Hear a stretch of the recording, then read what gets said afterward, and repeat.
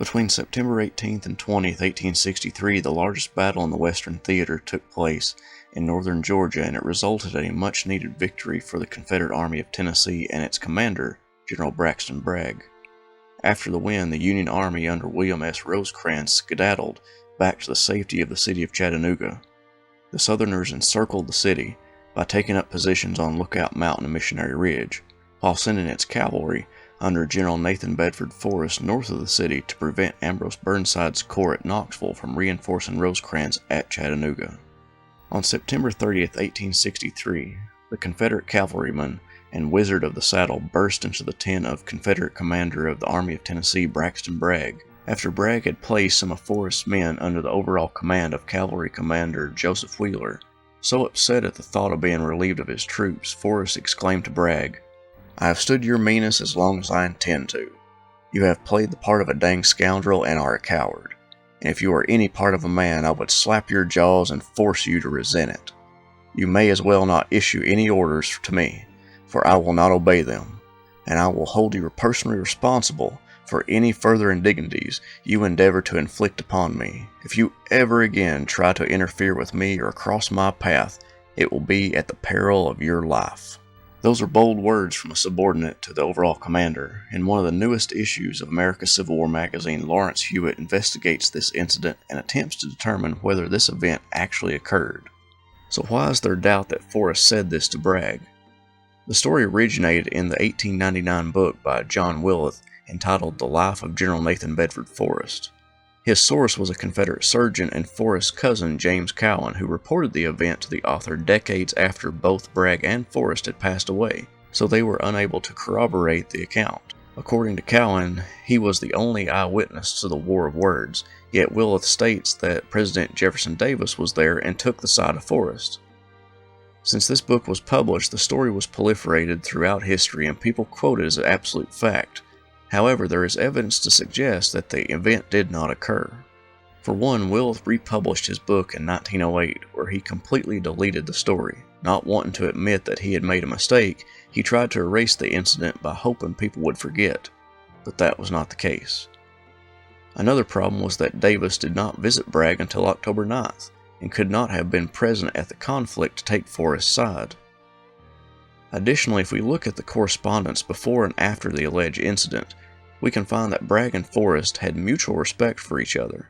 The two men never exhibited any harsh bitterness that would have resulted in their confrontation after the Battle of Chickamauga. The first significant interaction that Hewitt brings up is in September of 1862, when Forrest's horse fell and rolled over him, which dislocated the man's shoulder. He had to ride in a buggy because he was not able to ride the horse injured. Bragg did not force him to take medical leave, but instead put him in charge of operations in Middle Tennessee, raiding and gathering information on federal movements. Another incident in 1862 points to more conflict with Wheeler than Bragg. After a reorganization of the Army of Tennessee in late 1862, Bragg, feeling Forrest and John Hunt Morgan were better at raiding and gathering intelligence than guarding the army, left the two men in command of their own brigades. But Wheeler would have the overall command. After a failed attack where Wheeler led Forrest's men into disaster, Forrest informed Wheeler that, "I will be in my coffin before I will fight again under your command." A moment that shows respect for Forrest's capabilities was after the statement Forrest made to Wheeler. Bragg undoubtedly heard about the scuffle between the two, but instead of charging him with insubordination, transferred him to Earl Van Dorn's command in West Tennessee. And when that commander was murdered by an angry husband, Bragg placed Forrest in command of Van Dorn's army. That would not last long because the infantry was needed at Vicksburg, and Bragg valued Forrest's abilities as a cavalryman, and took him along with him in the Army of Tennessee as they retreated back to Chattanooga. When Forrest requested to be sent on raids in West Tennessee right before the Battle of Chickamauga, Bragg stated that "I know no officer to whom I would sooner assign the duty proposed, but it would deprive this army of one of its greatest elements of strength to remove Forrest." Miscommunication between Forrest, Wheeler, and Bragg made Forrest believe that Wheeler had taken command of his entire force, when in reality he only had part of the force for a short duration of time while on a raid. That possible conflict was resolved. After Forrest left the Army of Tennessee for West Tennessee, Forrest wrote a collegial letter to Bragg with no animosity present. He stated he intended to render the country all the service possible in the occupancy and defense of West Tennessee, also to get out from here all the supplies I can from the subsistence of your army. This begs the question, if they were such bitter enemies, why would they work so well together after the alleged incident and offer support for one another so readily? Will we ever know if the conflict took place? No. But judging from the evidence that Hewitt presents, it is less likely to have happened. I love this article so much that I had to present it to the people here on Half History Will Travel.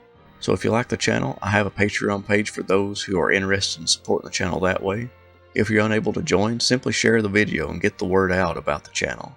I have also created a store on teespring.com with some cool designs for t-shirts. The links to the Patreon page, Teespring store, Twitter page, and Facebook page are all in the description below. Thank you all again, and I'll see you next week.